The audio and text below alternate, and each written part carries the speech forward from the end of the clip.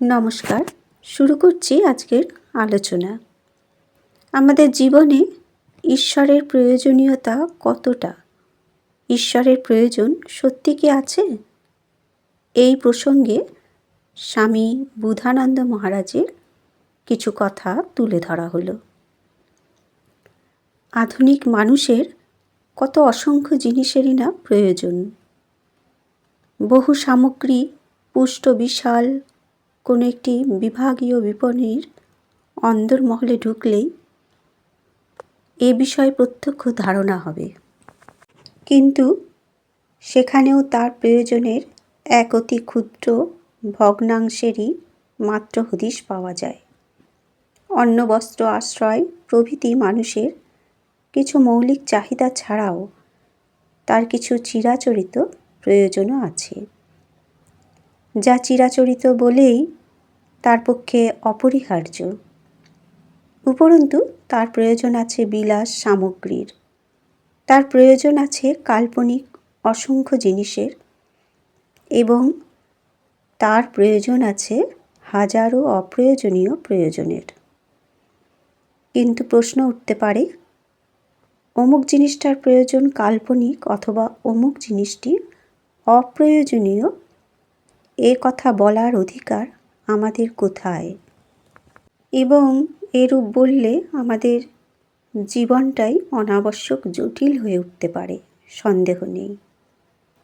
অপরের কাছে যতই তুচ্ছ মনে হোক না কেন, ব্যক্তিগতভাবে কারো হয়তো বিশেষ কোনো জিনিসটির প্রয়োজন থাকতে পারে এবং তা তার পক্ষে একান্ত জরুরি, একথা মনে করারও যথেষ্ট কারণ থাকতে পারে। অবশ্য সে কারণ যুক্তিযুক্ত কিনা তা ভিন্ন ব্যাপার। কিন্তু আবার প্রশ্ন উঠতে পারে, যুক্তিযুক্ত কার মতে? যে জিনিসের প্রয়োজন নেই মানুষ তা চায় না, সেরূপ অপ্রয়োজনীয় প্রয়োজন কিছু থাকলেও ক্রমশই তার সে প্রয়োজন ফুরিয়ে আসতে থাকে। অবশ্য আমরা নিজেরা যদি কোনো বিশেষ বস্তুর প্রয়োজনীয়তা সম্পর্কে সচেতন নাও থাকি, তাহলেও তার প্রস্তুতকারকদের ভাড়া করা টিভি প্রভৃতি প্রচার মাধ্যমে সযত্ন চর্চিত মধুরতম হাসির সাহায্য আমাদের জানিয়ে দেবে যে যদি আমরা আধুনিক সংস্কৃতিবান ও কেতাদুরস্ত বলে সমাজে স্বীকৃতি পেতে চাই, তবে যেন আমরা তার উৎপাদিত ওই বিশেষ জিনিসটির ব্যবহার শুরু করি। আর্থিক উন্নত দেশগুলিতে আজকাল প্রতি পরিবারে গোটা 2 গাড়ি রাখা বিশেষ কোনো ব্যাপারই নয়, কিন্তু তাদের প্রয়োজন হলো কিছুদিন পর পরই গাড়িগুলোর মডেল বদল করা। কেবল পোশাক পরিচ্ছদেরই আমাদের প্রয়োজন ফুরায় না, আমাদের প্রয়োজন হয় ক্ষণে ক্ষণে তার ফ্যাশন বদল করা। কেবল আভরণেই আমরা তুষ্ট নই, আমরা চাই তার নিত্য নূতন ডিজাইন পরিবর্তন। আমাদের আকাঙ্ক্ষা কেবল প্রয়োজনীয়তার তালিকা বৃদ্ধি করাই নয়, আমাদের প্রয়োজন হচ্ছে আধুনিকতম জিনিসটির। গণতন্ত্রের মোলায়েম ভাষায় অবাধ অর্থনীতির মোদ্দা কথা হলো অধিক ব্যয় ক্ষমতা। কিন্তু অধিক ব্যয় ক্ষমতার প্রকৃত অর্থ কী? অধিক ক্রয় ক্ষমতা, আর ক্রয়ের অর্থ আরও বেশি পাওয়ার আকাঙ্ক্ষা। অন্য কথায় আমাদের সেই বাসনার দাস করা, যা আমাদের অন্তহীন চাহিদাকে জিইয়ে রাখতে পারে। ভোগ্যপণ্যর অবিরাম সরবরাহের ফলে আমাদের ভোগজনিত আনন্দের ক্ষেত্রে ক্রম হ্রাস ঘটে। তাই ভোগ্যের মায়াজাল সৃষ্টির জন্যে ভোগ্যপণ্যর রকমফের করা হয়। এভাবে অর্থ বিনিয়োগকে অব্যাহত রেখে শিল্পের চাকাকে সচল রাখা হয়। অর্থনীতির এই সূত্রটির গভীরে প্রবেশ করে চূড়ান্ত বিশ্লেষণ করলে দেখা যাবে যে তার সাফল্য নির্ভর করে আমাদের চাহিদার প্রবণতার উপর। অন্য কথায়, অর্থনীতির মেরুদণ্ডের সরলতা নির্ভর করছে মূলত কৃত্রিম চাহিদা সৃষ্টির উপর।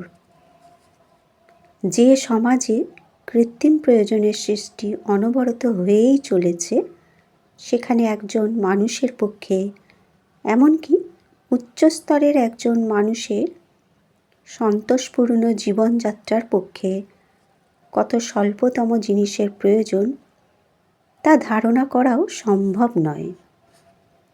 মহাত্মা গান্ধীর হত্যার পর তাঁর ব্যক্তিগত সম্পত্তির মধ্যে দেখা গেল আছে মাত্র একটি চরকা, গুটিকয় খদ্দরের কাপড়, কিছু বইপত্র, দুজোড়া পাদুকা, একজোড়া চামড়ার আর একজোড়া কাঠের, একটি লাঠি, একজোড়া চশমা, একটি কলম লেখার জন্যে, আর একটি টেবিল। এছাড়াও কাপ, চামচ, ঘড়ি, জপের একটি মালা এবং ভাবব্যঞ্জক বিখ্যাত সেই 3 বানরের একটি মূর্তি। একজন মানুষের পক্ষে স্বল্পতম কতটুকু প্রয়োজন তা জানাই হলো প্রকৃত শিক্ষা। আমাদের প্রয়োজন কতটুকু তা যেসব সময় আমরা নিজেরাই স্থির করি তা নয়, সে দায়িত্বটি নেয় অন্যে, এবং তাই হলো আমাদের বন্ধনের কারণ। অবাধ অর্থনীতির তত্ত্বে নির্ভরশীল ভোগ্যপণ্যের প্রস্তুতকর্তা বলে, তোমাদের এই জিনিসটির দরকার, এবং অবশেষে আমাদের এমনটি ভাবতে বাধ্য করে যে উক্ত জিনিসের যেন আমাদের অতি অবশ্যই প্রয়োজন। সেখানে রাষ্ট্র বলে তোমার এই জিনিসটির প্রয়োজন এবং জনগণও তা মানতে বাধ্য হয়। তারা হয়তো চায় আরও অন্ন বস্ত্র আশ্রয়, কিন্তু রাষ্ট্র বলে না, তোমার প্রয়োজন ইস্পাতের এবং জনগণও তা স্বীকার করতেই বাধ্য। আমরা জানি নিছক জৈবিক প্রয়োজন ব্যতীত মানুষের আরও কিছু চাহিদা রয়েছে। তার হৃদয়ের আবেগজাত চাহিদা আছে, বৌদ্ধিক ও সামাজিক চাহিদা। সত্যি বলতে কি, তার চাহিদার তালিকা অনন্ত এবং একান্ত ভীতিপ্রদ। এবার আসা যাক মানুষের অধিকার নিয়ে। যে সভ্যতার ফল আজ আমরা অতি স্বাভাবিকভাবেই ভোগ করে চলেছি, তার যথার্থ মূল্যকে প্রায় আমরা অনুভব করি না কারণ পূর্বপুরুষদের তার জন্য কী পরিমাণ স্বার্থত্যাগ করতে হয়েছে তা আমরা স্মরণ রাখি না। বর্তমানকালে আমরা এমন এক যুগে বাস করছি যেখানে মানুষের অভূতপূর্ব বিভিন্ন চাহিদার শর্তকে মেনে নেওয়া হয়েছে। এই সভ্য জগতে এখনও এমন অনেক দেশ আছে যেখানকার এক শ্রেণীর মানুষ মনে করে যে অপর এক শ্রেণীর মানুষ অপেক্ষা তাদের উত্তম বস্তু সামগ্রী ভোগের অধিকার অধিকতর।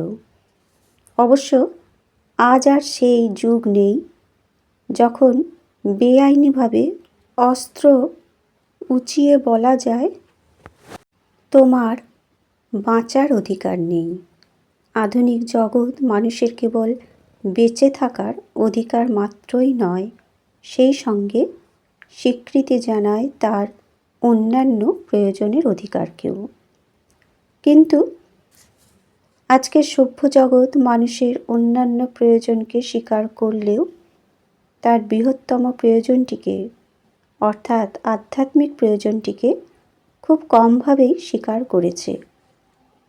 মানুষের মনে তার ঈশ্বর প্রয়োজনীয়তার গুরুত্বটি ক্রমশই হ্রাস পেয়ে চলেছে। খুব কম করেও পৃথিবীর প্রায় 1/3 মানুষ অনুমান করা যায় নিরীশ্বরবাদী। অবশিষ্ট 2/3 1/3 ধর্ম সম্পর্কে উদাসীন, যদিও তারা নিজেদের অধার্মিক বলে কখনো ঘোষণা করে না। সমগ্র জনসংখ্যার 1/3 সম্ভবত কোনো না কোনোভাবে নিজেদের ধার্মিক বলে জাহির করে থাকে। অবশ্য মানবগোষ্ঠীর এই শ্রেণী বিন্যাস নিখুঁত পরিসংখ্যান বিজ্ঞানের অনুসারী নয়, তবে মোটামুটিভাবে বর্তমান জগতের অবস্থা পর্যালোচনা করে এমনটা অনুভব করা যায়।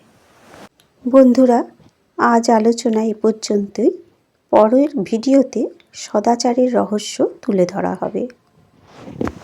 মহারাজের চরণে আভূমি লুণ্ঠিত প্রণাম জানিয়ে আলোচনা শেষ করলাম।